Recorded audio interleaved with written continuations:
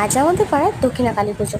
চৈত্র বৈশাখ মাসের দিকেই পূজাটা হয়। সন্ধ্যাবেলা সবাই নাচতে নাচতে ঠাকুর আনতে যাচ্ছিল, বক্স আর ডিজে বাজিয়ে। এখানে প্রায় সবাই গেছিল। তারপরে মণ্ডপে চলে এসেছিল ঠাকুর। সারা রাত ধরেই পুজো হয়েছিল। পূজার পরের দিনই থাকে সাংস্কৃতিক অনুষ্ঠান, তাই স্টেজটাকে খুব সুন্দর করে সাজানো হয়েছিল। আর দুপুরে বানিয়েছিল মা বিরিয়ানি। বিরিয়ানি খাওয়া দাওয়ার পরে তারপর সন্ধ্যাবেলায় শুরু হয়ে গেছিলো সাংস্কৃতিক অনুষ্ঠান। এখানে আমার বোন ড্যান্সে নাম দিয়েছিল, তাই এখন ড্যান্স করছে। তাই একটা হিন্দি গানে ড্যান্সটা করেছিল। ও কোথাও নাচ না শিখতে গিয়েও 1 মাসের মধ্যে ফোন দেখে দেখে ওই নাচটা শিখেছিল। ওর ড্যান্সের স্টেপগুলো খুব খুব সুন্দর লাগছিল।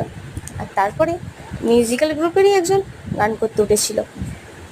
মন মানে না বলে একটা গান করছিল। ওনাকে দেখতে বেশ বেশ মিষ্টি লাগছে, আর গানের গলাটাও খুব সুন্দর। আর স্টেজটা তো খুবই সুন্দর করে সাজিয়েছিল।